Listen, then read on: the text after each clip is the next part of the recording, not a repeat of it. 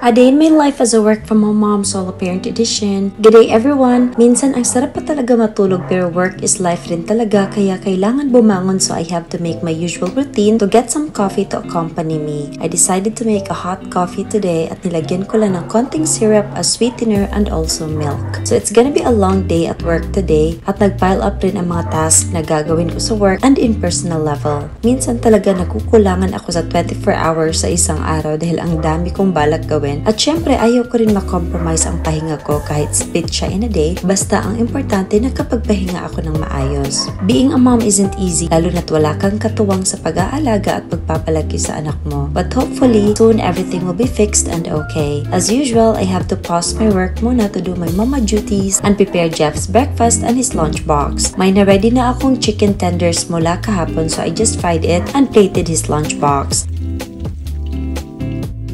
Nagluto rin ako ng boiled egg and for his snacks, hindi pa ako nakapag-grocery kaya yung mango and cereals muna at nilagyan ko rin ng ketchup for the sauce sa chicken niya.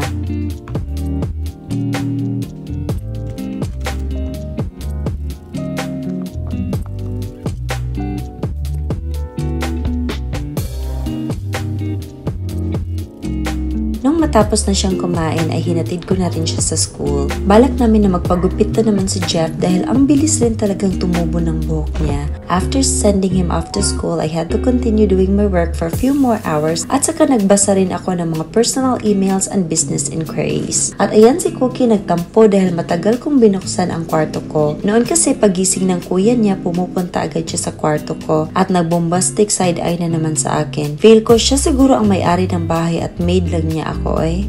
Nag-scroll muna ako sa phone at papansin na naman ang isang to dahil gusto pala niyang tumabi sa akin sa higaan kaya nanghingi ng permiso yan at dahil nagpa-awa effect ay pinayagan ko na. Ang sarap na ng posisyon niya sa higaan ko at nag-nap na rin ako. When I woke up, I just made a mango banana smoothie but tila gusto kong humigop ng sabaw kaya nireheat ko lang ang natirang ulam kahapon na tinolang isda at kumain ng konting rice.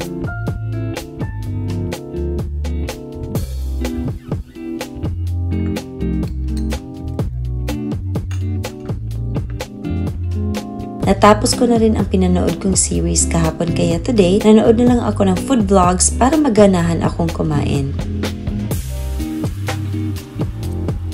Nakaabang lang si Cookie sa akin at naghihintay bigyan ng food. After lunch ay nag-draft lang ako ng mga collabs that I will be posting soon dahil yung iba nanghihingi ng flow ng content ko and I also need to properly track it para wala akong ma-miss na mga dapat gawin. After that, I picked up Jeff sa school at napakasaya niya dahil sa wakas nakuha na rin niya ang kanyang uniform na matagal na niyang hinintay. Nag-aya ang sister ko na mag-jogging kami sa labas ng bahay kaya nagpalit lang ako ng damit and got ready.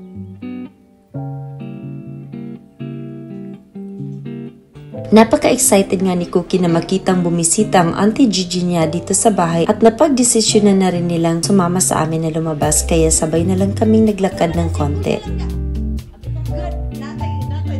Si Cookie hindi na namin nilalagyan ng leash dahil para rin naman naming buntot yan at dyan rin talaga siya naglalakad sa gilid ng kalsada. Mas maigi rin na mag-jogging yan siya para ma-burn yung ibang fats niyan. Napagod na sina Jeff sa kakasunod sa amin at hindi pa kami natapos so pinauna na lang namin silang pauwiin dahil may goal kami kung ilang steps ang gagawin namin today. Mabuti rin na mag-jogging kami paminsan-minsan pero wala rin talaga akong time. Nung umuwi na ako ay nadatnan ko si Cookie, nagikapoy sa kanyang konting lakad oy at Diretso na ako sa kusina to prepare our dinner ni Jeff. I defrosted the beef I planned to cook and just sliced it into thin strips. I then marinated it with soy sauce, cooking wine, and ground pepper. At habang nagmamarinate ako for a few minutes, nagmince lang ako ng garlic using my simplest 3-in-1 blender at hiniwa ko na yung sibuyas.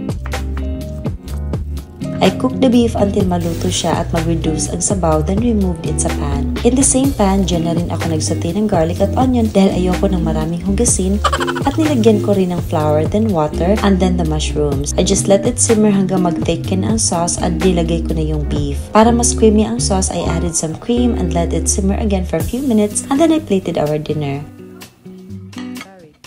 I just topped it with fried garlic and also prepared an orange soda. And this is our dinner for tonight. The reason I plated it like this ay para maiwasan kong kumuha ulit ng rice. Kaya ganito ang serving ko, so I stick to the rice na inilalagay ko sa plato. Oh, may intermission pa si Jeff.